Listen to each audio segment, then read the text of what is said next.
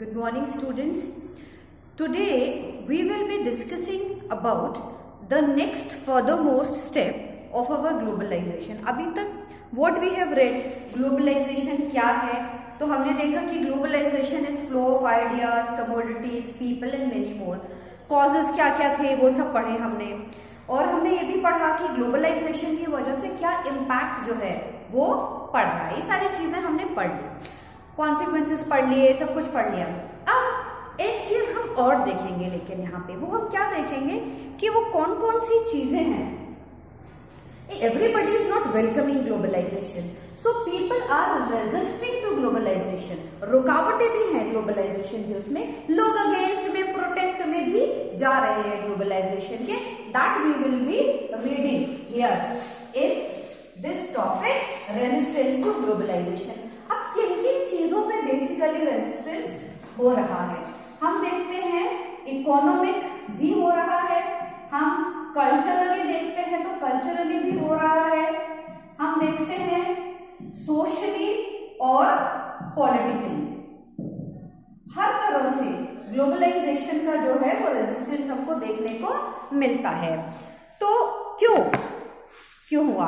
देखो, सबसे पहले हम बात कर रहे थे इकोनॉमिक ग्लोबलाइजेशन की. इकोनॉमिक ग्लोबलाइजेशन में हम क्या कह रहे हैं, हमें इकोनॉमिक ग्लोबलाइजेशन में ये हमें बोल रहे हैं कि भैया, मतलब ऐसा मानते हैं ग्लोबलाइजेशन में कि ग्लोबलाइजेशन की वजह से अमीर बहुत अमीर और गरीब जो है वो बहुत गरीब होता चला जा रहा है. रिसोर्सेज जो हैं, जिनके पास पैसा है उनके पास बढ़ते चले जा रहे हैं. We see that all across the world, from United States to Britain to Europe to China, a huge resistance is building up against globalization. अब क्यों हो रहा है ये रेजिस्टेंस जो है ग्लोबलाइजेशन के अगेंस्ट में, क्यों हो रहा है? This is very true. सबसे पहले तो ये समझने की बात है हमको कि ये जो रेजिस्टेंस है ये हो रहा है.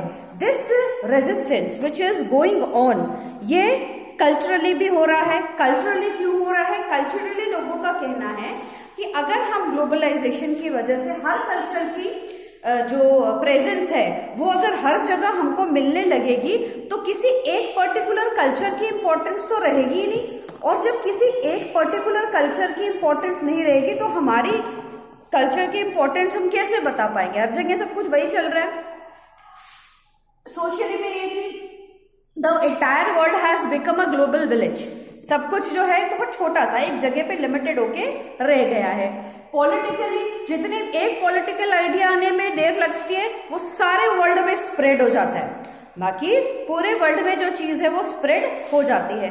तो ये बेसिकली कुछ रीजंस हैं जिनकी वजह से हम देखते हैं कि ग्लोबलाइजेशन का विरोध या उसका रेजिस्टेंस की जा रही है. अब but when we see that in entire world this process is going on, तो हम क्या देखते हैं?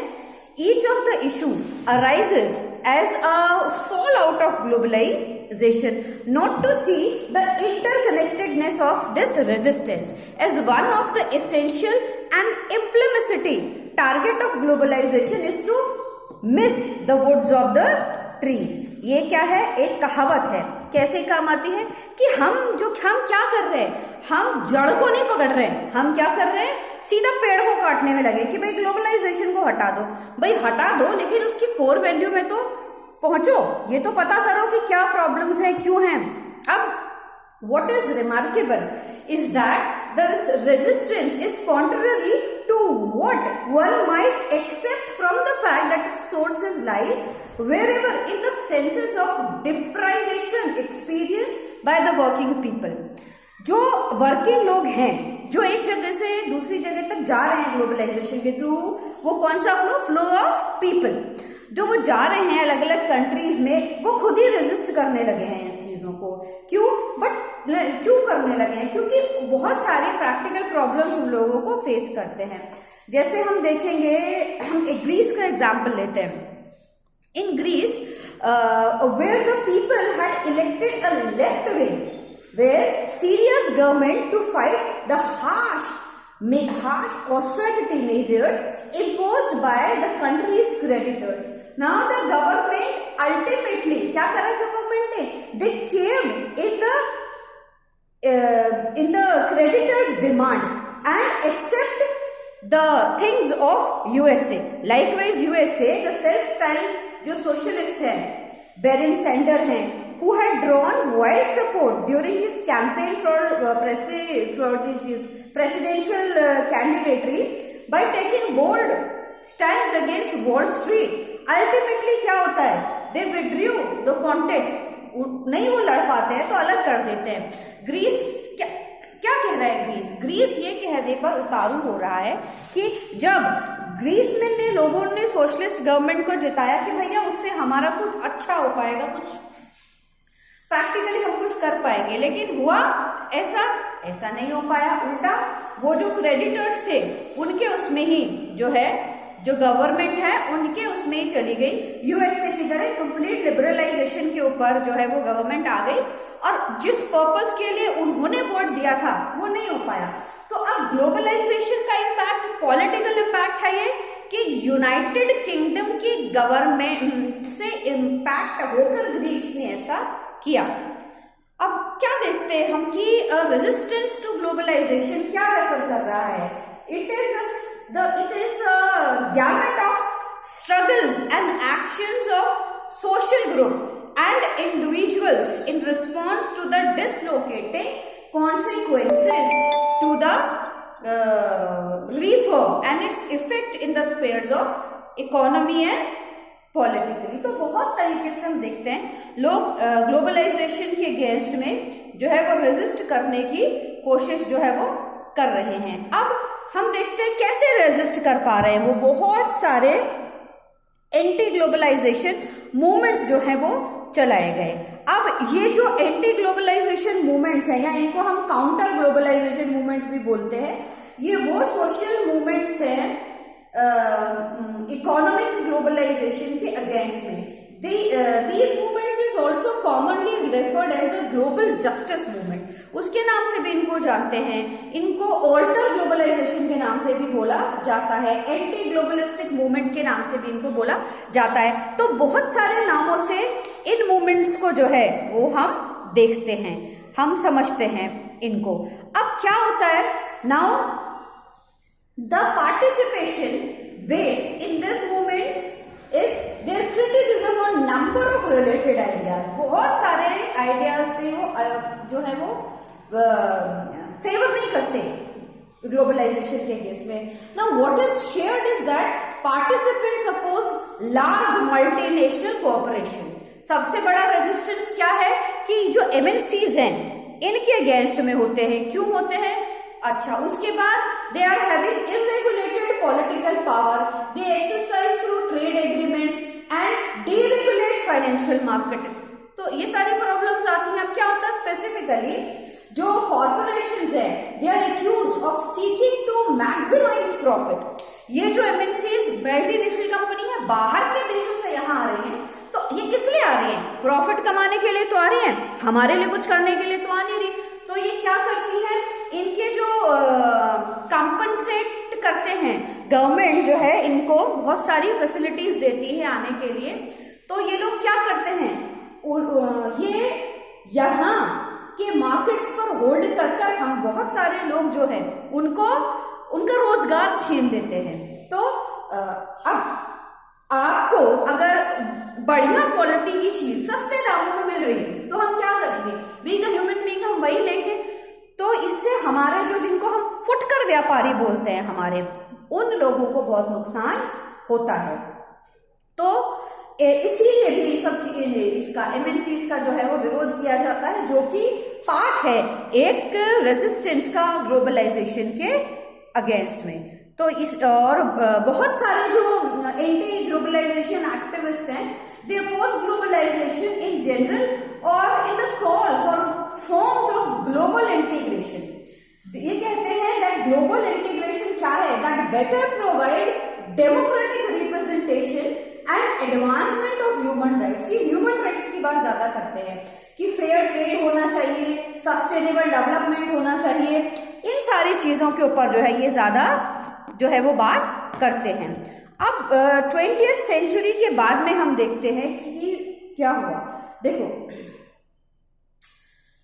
ब्रिटेन वुड्स इंस्टीट्यूशन है यूनाइटेड स्टेट्स, सबसे पुरानी इंस्टीट्यूशन कंसिडर होती है वो जब हम ग्लोबलाइजेशन की बात करते हैं या हम मल्टीनेशनल कोऑपरेशन की बात करते हैं। अब सपोर्टर्स जो हैं anti globalisation, resistance to globalisation के या एंटी ग्लोबलाइजेशन के जो हमारे सपोर्टर्स हैं वो क्या बोलते हैं? वो supporters believe that by the late 20th century those they categorized as ruling elites, they sought to harm the expansion of world market for their own interest, कि इतना ज्यादा ये बढ़ जाएगा कि जो हाईली एलाइट हमारे जिन्हें हम कहते हैं ना बड़े बिजनेस हाउसेस हैं ये तो सरवाइव कर जाएंगे, but they sought to harness the expansion of world market for their own interest. This combination of Bretton Woods institution, states and multi-cooperation had been called globalization or globalization from above. एक reaction क्या होता है? बहुत सारे social movements हैं वो emerge करते हैं किसके लिए? To challenge and to influence these movements. तो ये सारी चीजें हैं जो हमें जो ग्लोबलाइजेशन की अगेंस्ट में बोलती है।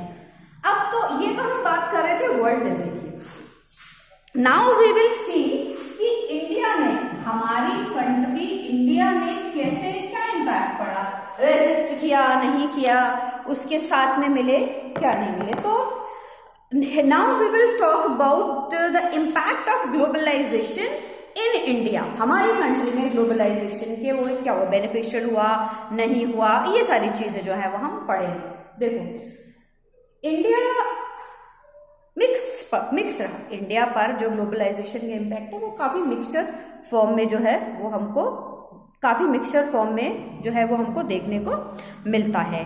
Globalization in India has led to the setting up of production units by many foreign companies in the areas. कौन कौन से एरियाज में लगी वो फॉरेन कंपनीज? ऑटोमोबाइल्स में लगी, इंफॉर्मेशन टेक्नोलॉजी में लगी, इलेक्ट्रॉनिक्स में लगी, फूड एंड प्रोसेस में लगी। तो ये नई नई इंडस्ट्रीज थी जो बहुत सारी निकल कर आई और इंडिया को एक नया टारगेट मिला और इंडिया जो है वो अपने तरक्की करता चला गया, डेवलपमेंट करता चला गया। टेलीकॉम इंडस्ट्री का जो सेक्टर है वो जैसे बहुत नया निकल के हमारे पास सामने आता है ना। Due to globalization the use of computer and other modern techniques that have increase, वो बढ़ा, वो जरूरी था।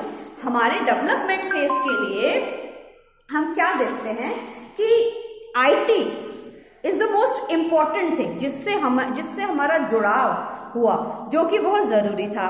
Now India is playing a crucial role among the developing countries regarding the trade and commerce. इससे क्या हुआ? ये एक पॉजिटिव इम्पैक्ट था हमारे ऊपर। इंडिया की धाक जो है सार्क में देखो आप बढ़ी, ASEAN में जो है वो इंडिया का जो रुतबा है वो बढ़ा, तो वी स्टार्टेड ग्रोइंग अप। अब इंडिया जैसे एम्प्लॉयमेंट जनरेट हुआ इंडिया में, एग्रीकल्चर सेक्टर हमारा बहुत ज्यादा बढ़ा, सफिशिएंट एम्प्लॉयमेंट अपॉर्चुनिटीज बहुत लार्ज स्केल में इंडिया के पास आई। तो हम देखते हैं हमें एज अ कंट्री ग्लोबलाइजेशन का काफी फायदा होता है। अब ये मतलब इम्पैक्ट क्या क्या थे, तो अभी हम देखते हैं कि पॉजिटिव इम्पैक्ट ही है। अब देखो कि India government through its new policies they realise the need for relating the Indian economy with the world economy. ये जरूरी था। 90s के एरा से हम देखते हैं कि हमारा जो डेवलपमेंट स्केल है वो बढ़ता चला गया, जो कि बहुत जरूरी था हमारे लिए। बाहर की इंडस्ट्रीज के साथ कदम से कदम मिला के चलना या टक्कर लेना। अब however globalization has proved the economic condition of India better. क्या क्या नई जॉब्स आई, MNCs आई, नई जॉब्स आई, fast food, cell phones, IT sector बहुत सारे आए। कुछ इंडियन कंपनीज भी ऐसी थी, they become multinational themselves due to globalization. जैसे टाटा मोटर्स है हमारा, ऑटोमोबाइल्स में आप देखते हैं, रेनमेक्सी मेडिसिन में हम देखते हैं, वो खुद एक मल्टीनेशनल कंपनी के रूप में जो है वो डेवलप होके सामने आती है ना। Hence India is playing a crucial role among developing countries in all the sectors of life. अच्छा, इसके बाद हम देखते हैं FDI जो है उसमें हमें बहुत फायदा हुआ। उसके बाद फॉरेन करेंसी का जो फ्लो है, एक्सपोर्ट ओरिएंटेशन इकोनॉमी बनी हमारी, किसकी वजह से? ग्लोबलाइजेशन की वजह से हमारी जो इकोनॉमी है वो ज्यादा बड़ी होती चली गई। तो हम ओवरऑल हम देखते हैं कि हमको बड़ा फायदा जो है वो ग्लोबलाइजेशन का मिल रहा है। अब इंडिया ने क्या, ये तो थे हमारे फायदे जो हम फायदा उठा रहे थे। अब देखते हैं कि how has globalization impacted on India and how is India in turn impacting globalization, vice versa. देखो अभी ये तो देख लिया हमने कि ग्लोबलाइजेशन में क्या इम्पैक्ट पड़ा। नाउ साइमल्टेनियसली क्या होता है, India started a gradual response to globalization. India जो है वो भी एक ग्रेजुअल रिस्पॉन्स दिखाती है। 1980s में हमारा जो ये सारा काम शुरू होता है। It was in 1980 that India undertook serious reforms to integrate itself with the international economy. Now it was in 1991 when Narasimha Rao government was there. They took the bold step of liberalizing the Indian economy. अब ये बहुत बड़ा step था उस वक्त India के लिए।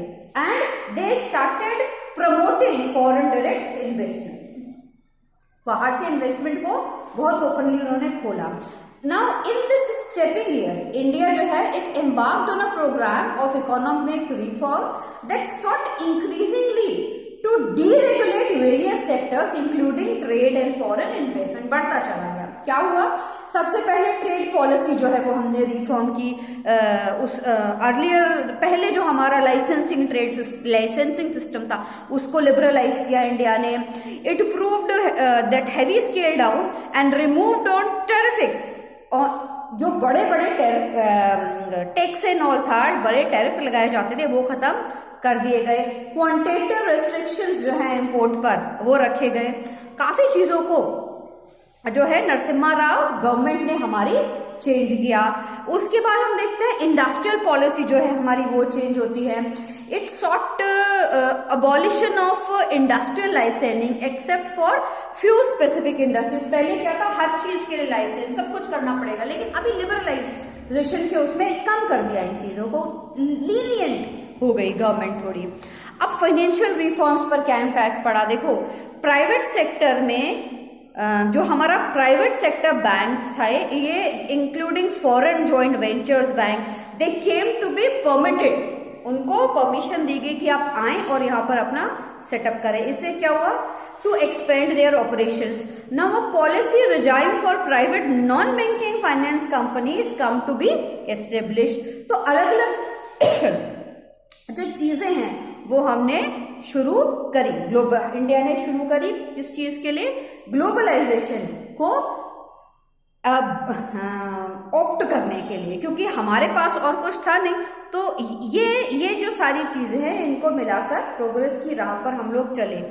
अब जो इमरजेंस हम जब बात करते हैं तो process of emergence of the process of entire globalization, तो ये क्या है, देखो the factors which are responsible for the emergence of the process of globalization बहुत सारे हैं, इसके हिस्टोरिकल बेसिस भी हैं। Globalization has a strong historical basis and it is important to view contemporary flows against the backdrop. कोई आज से ही चीजों का, कमोडिटी का ट्रांसफर नहीं हो रहा है। वास्को डिगामा कोई इंडिया की खोज करने थोड़ी चला था, वहां से वास्को डिगामा ट्रेड करने के लिए चला था। बहुत पहले हम देखते हैं कि सिल्क रूट है ना, सिल्क दर्रा जिसको भी बोला जाता है, उसके थ्रू चाइना से सिल्क और हमारे यहाँ से और बहुत सारी चीजें वहां जाती थी। तो ये वही तो है ग्लोबलाइजेशन। तो the concept is not new. Technological factors ने मैटर करा because there is no doubt that the invention of the telegraph, telephone, microchip, in the most recent time they have revolutionized the entire communication between in different parts of the world. पहले क्या होता था, लोग जल्दी से अपने बच्चों को बाहर नहीं भेजते थे कि भैया आज जाएगा पता नहीं कब आएगा, कम्युनिकेशन नहीं है। कोई अमेरिका गया है, चिट्ठी डाली वहां जाकर कि मैं अच्छे से पहुंच गया हूँ, 2 महीने बाद में छुट्टी पहुंच गया, पता नहीं वो 2 महीने में उसके साथ क्या हुआ, हमको नहीं पता। अभी क्या है, कम्युनिकेशन की वजह से हम कहीं भी बैठे हों, रोज हम बात करते हैं, दुनिया के किसी भी कोने के में हमारा कोई भी रिलेटिव बैठा है, हम आप बिल्कुल फोन से सामने, अब देखो तुम लोग सब कितनी डिफरेंट डिफरेंट जगह पे बैठे हो, मैं कहीं और बैठी हूँ, लेकिन फिर भी हम पढ़ाई कर रहे हैं। तो इस टेक्नोलॉजिकल एडवांसमेंट की वजह से ग्लोबलाइजेशन जो है वो और ज्यादा बढ़ता चला गया। तो हर चीज के नेगेटिव इम्पैक्ट्स भी हैं और पॉजिटिव इम्पैक्ट्स भी हैं। तो हम देखते हैं इकोनॉमिकली और पॉलिटिकली ग्लोबलाइजेशन की जो है इम्पैक्ट्स वो सब पॉजिटिव उसमें आते हैं। सोशली और कल्चरली हम देखते हैं नेगेटिव रिस्पॉन्स जो है वो चीजें हमें नजर आती है। बट वी हैव टू पे द कॉस्ट। कुछ नई चीज जब हम इम्प्लीमेंट करते हैं तो उसकी कॉस्ट तो बेयर करनी ही पड़ेगी। So this was all about the chapter globalization. Next हम शुरू करेंगे हमारी second book, Indian politics since independence.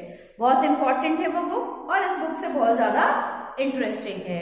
One more thing I want to share with you is कि वो सारी चीजें बच्चा जो पढ़ाई जा रही हैं तुमको वीडियो लेक्चर्स के थ्रू वो रिपीट नहीं की जाएंगी।